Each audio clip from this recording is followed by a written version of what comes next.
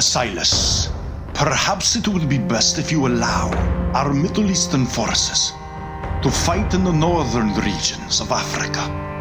Middle Easterners will be more sympathetic to our cause if Westerners are not in the middle of the conflict. Westerners and the Chinese, to be frank. Look, I understand what you are suggesting, but African countries will undoubtedly accept America as their new rulers, and China knows to stay out of the way for now. Are you sure? Because the last I checked, there are hundreds of thousands of Chinese soldiers on the coast waiting to march into Egypt, Morocco, and Libya. And they say you approved their aggressive push into those countries. That is correct. I did approve it. And you did not think to confer with me. I was under the impression my views mattered when it came to conflict in the Middle East. It's Northern Africa. Asilas, you disappoint me that the details of this conflict have slipped through your fingers. It would be a grave mistake to allow the Chinese to fight in this war. They will be seen as the new colonialists, and my position will be weakened because I was not involved in the discussion of this matter. And where I stand, I can never be seen as weak. This is a sensitive matter. I'm not suggesting that it isn't. But the Chinese have made it clear their interest as our allies, which have always been to have mining rights and rights to ports. We're just making good on our end of the deal we made. The more you speak of this, the more I am disappointed in you, Asilas. Has it ever occurred to you there are no tangible resources worth mining Northern Africa? Or have you ever questioned the need for access to so many ports? What could even be in Northern Africa that they so desperately want and need? It's mostly desert, and oil reserves are not as plentiful as in other parts of the world. You have not thought this through, my friend. Okay, you have my attention. Why do you think they are so interested in that part of the world? They are not so interested in that region for themselves. I believe they are working at the behest of someone else. Or perhaps something else.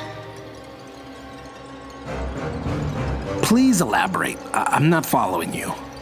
Asilas, Northern Africa holds many ancient secrets. Secrets that have been under the watchful guard of a very obscure and ancient order. This ancient order is under 24-hour protection. And if and when the Chinese move in, they will assuredly exploit the secrets kept buried and well hidden for thousands of years.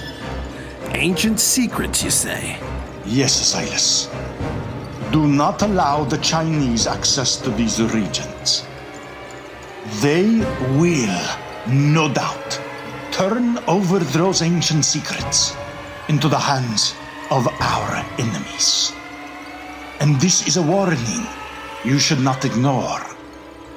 You do remember the stories in the Holy Bible about the Ark of the Covenant. Well, I would not be surprised if this is one of those ancient secrets the Chinese wish to uncover.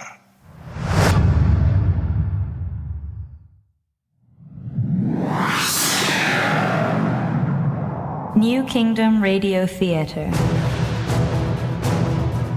King Hussein and the Middle Eastern Alliance moved on Egypt, Morocco, Libya, Algeria, and Somalia in what became known as the Desert Demolition. While some countries like Ethiopia, Uganda, Congo, and Chad did not want war of any sort with America, South Africa, Zimbabwe, Nigeria, Mali, Cameroon, and others asked King Asilas to leave them to their sovereignty, but their requests were met with silence. To ascertain the situation and attempt diplomacy to circumvent a full-scale military advancement into the interior of the continent, Asilas sent Lord Hannah Samuel to the region on the coast of Libya to meet and coordinate with the Middle Eastern Alliance.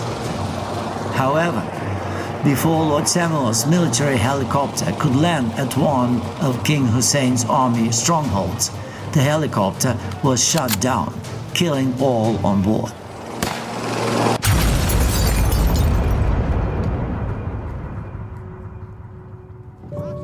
The death of Lord Samuel impacted the king's state of mind, and Asilas sank into a depression. She was a key figure in the king's expansion and establishment of the American order throughout Europe. While King Hussein and forces under his command battled resistance in northern Africa, the Chinese were particularly sour about being told to stand down. President Wei expressed his discontent in a fiery meeting with Asilas.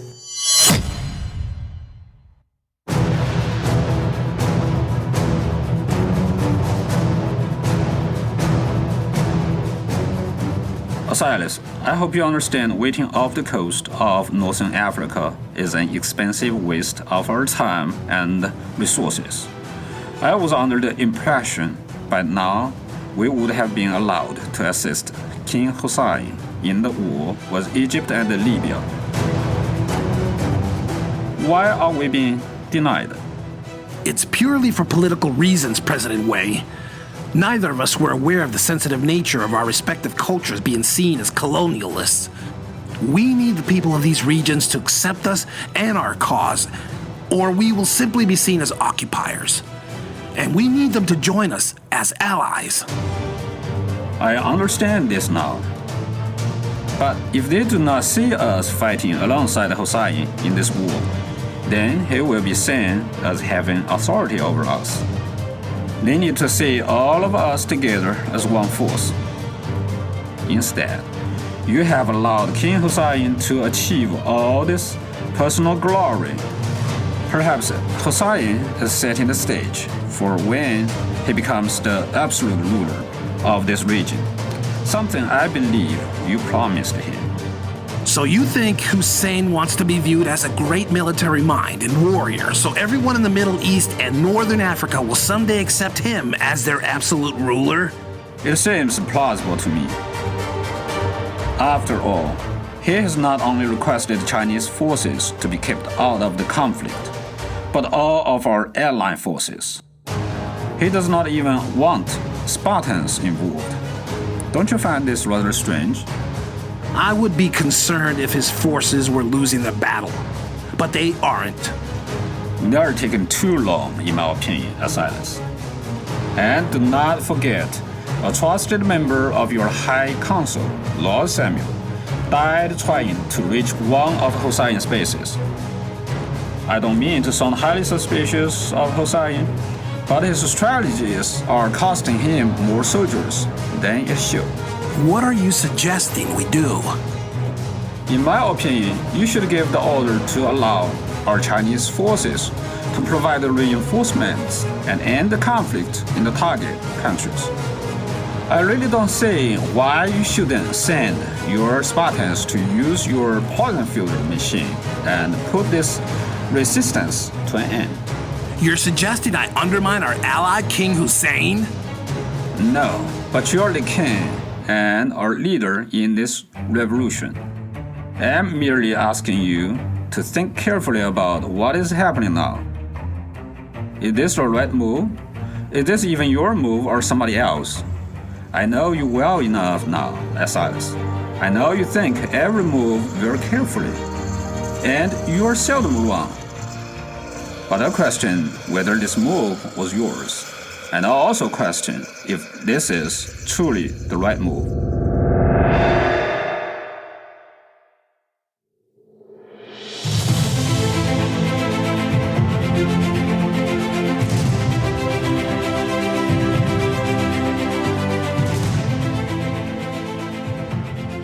In honor of Lord Samuel, King Asilas commanded the High Council to be expanded to 12 lords and replaced Lord Samuel with the widow of a Supreme Court judge, Mary Ruth. She expressed loyalty to the king and later proved herself to be a great thinker and philosopher, debating some of the most well-respected theologians in the world. On the war front, in spite of President Wei's insistence to intervene, Asilas decided to let King Hussein continue battling the countries resisting their cause in northern Africa. This created increasing tensions between Asilas and President Wei. Amid all the stresses of the war efforts, Prince Jacob and Monica Banks was said to be married at the Grand Castle. Queen Rebecca herself was in charge of all the planning for America's first royal wedding. It was a bittersweet celebration, but since the new Kingdom of America was occupying all of Europe and Great Britain, the American royal wedding created a much-needed festive distraction. People from all over the world came to witness the exchange of wedding vows between Prince Jacob and the little-known Monica Banks. It was announced one of the newly appointed lords, Lord Andrew Richards, would be the man giving the bride away, as it was revealed Monica's biological father died during the Civil War. Lord Richards was very fond of Prince Jacob, and the two would later become very close friends. Leading up to the wedding, however, no one was aware that Monica Banks and Lord Richards were already close alliances, as Lord Richards was romantically linked to her mother, Lord Vanessa Banks. Had Asilas known of the romance between Richards and Banks, he would never have allowed them to serve as lords on the High Council together.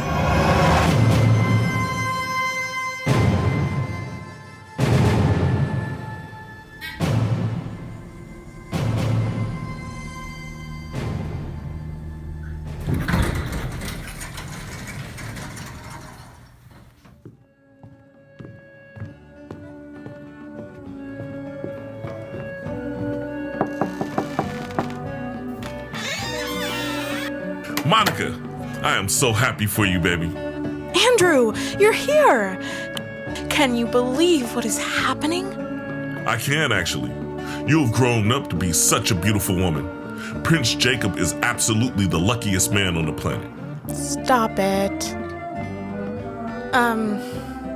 Have you spoken to my mother today? I speak with her every day. There's no need to whisper. I know these walls have not been tampered with. I made sure the bug devices were removed from the entire third floor of the castle. King's orders, not mine. Look, your mother and I have spoken at length about your upcoming marriage to Prince Jacob. Things are moving pretty quickly now. You just have to be patient. Believe me, I am being patient. I'm just a little nervous. The king might find out. Your mother and I have been extremely careful. The king trusts us, and he has no reason not to. We are completely devoted to the cause. The only difference is we're thinking a little further ahead than he is. As lords on the High Council, part of what we do is to try and see things before he does and help him make the right decisions for all Americans. Yeah, but this is different, Andrew. I can still call you Andrew, right? In private, of course you can. But try and get in the habit of calling me Lord Richards from now on. I wouldn't want you to slip in front of others and then bring suspicion upon us.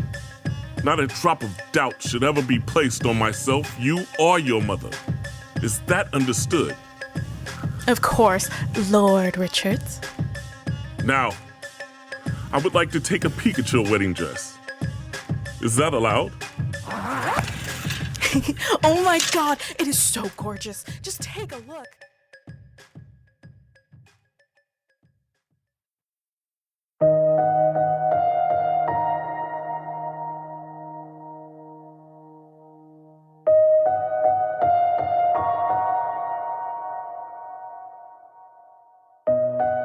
Your Majesty, your visits have been very infrequent. I know there has to be much weighing on your mind given the state of the war efforts, Lord Samuel's death, and the Prince Jacob's upcoming wedding. Do you wish to talk about what you are feeling? Sure, Doctor. A part of me is feeling a little lost. I'm deeply saddened by Lord Samuel's death. She was such a good woman. But also my little boy, Jacob. He used to be such a sweet little boy. I just well up when I recall how he would run and play and jump on me when I laid on the couch. And now, he will soon be married to Monica Banks. And I feel like I'm losing my little boy. Well, sir, John Paul once said, "The more sand that has escaped from the hourglass of our life, the clearer we should see through it." Perhaps you are simply seeing your life through a clearer lens, and change is always hard. Look, have you spoken to Jacob lately about your feelings? You should open up to him more. Tell him you love him and want to spend more time with him and that sort of thing.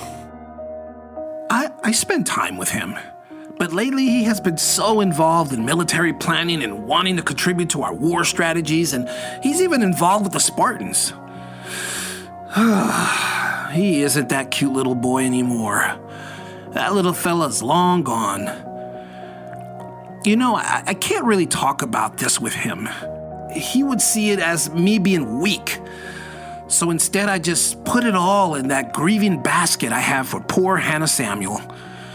This way I don't look weak, and it doesn't put him in a position where he feels obligated to be close to me. I disagree, sir.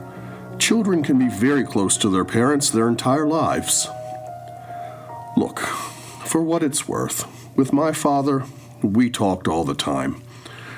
We had some very deep discussions about the mind, about human nature, all the things I loved learning about. He was my mentor, my teacher, and my best friend. And when he was very frail and close to dying, he cried. I asked him why he was crying, and he said because he never wanted me to see him so weak and frail.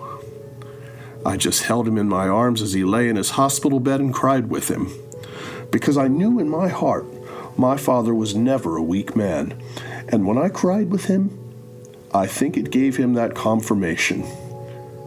And 3 nights later, he was gone. My only regret is not having that moment with him sooner.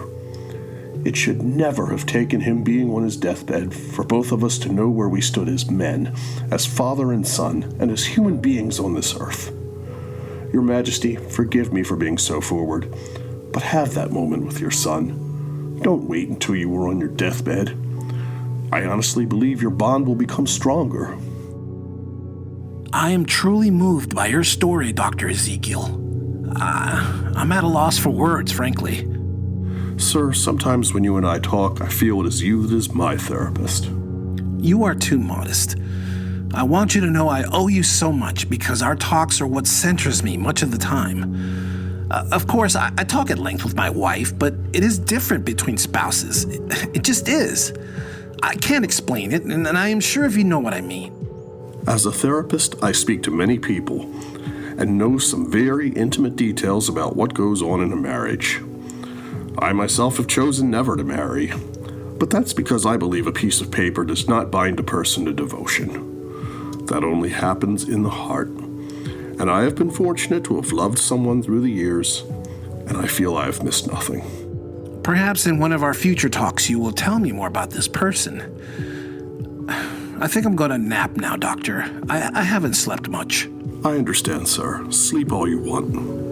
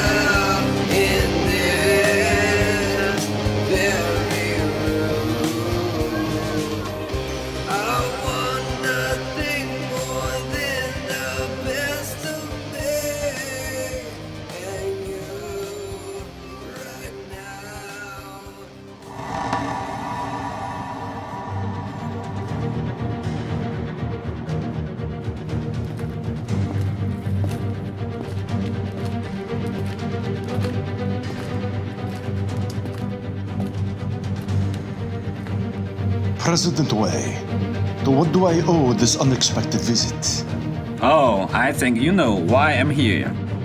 It is time you stop playing games with China. I don't understand what you mean. I'm going to spell it out for you.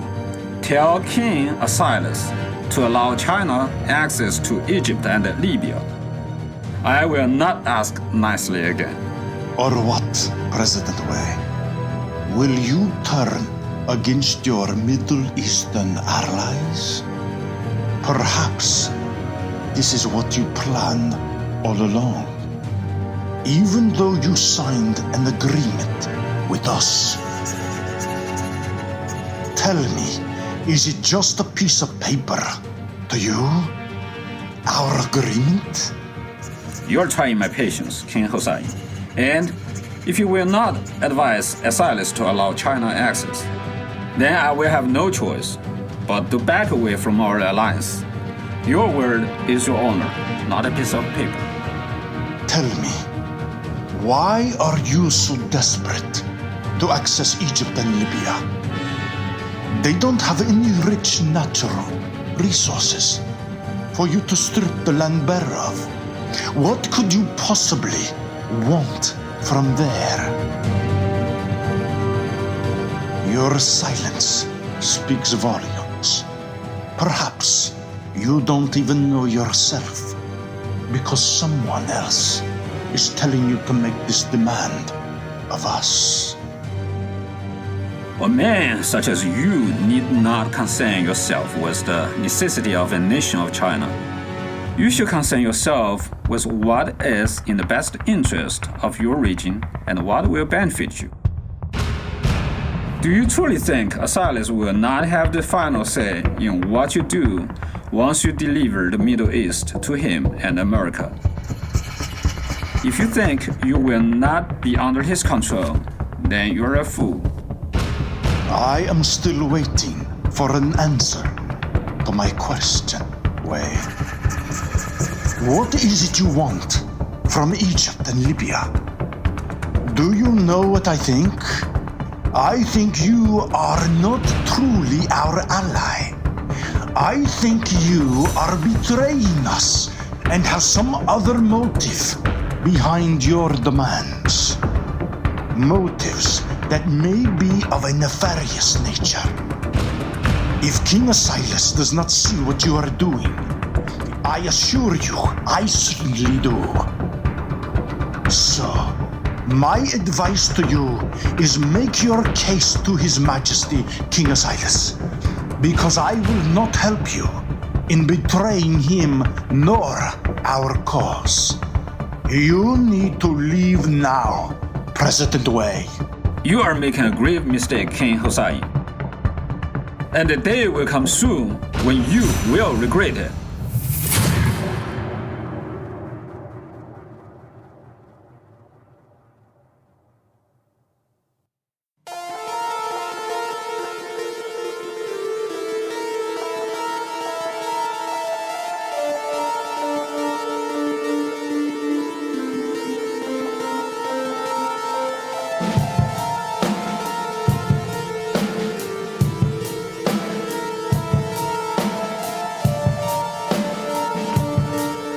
Listening to The Rise of King Asilas, Episode 22, Sands of the Hourglass, starring J.V. Torres as King Asilas, Mark Rios as King Hussein, Alexander Yang as President Wei, Jeff Ellis as Dr. Ezekiel, Layla Bonet as Monica Banks, Victor Mapp as Lord Andrew Richards, and narrated by Sergei Berezhnikov.